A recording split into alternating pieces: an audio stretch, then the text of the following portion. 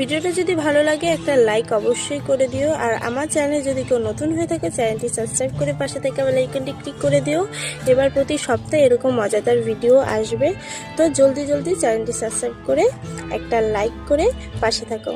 তো ভিডিওটা দেখতে থাকো।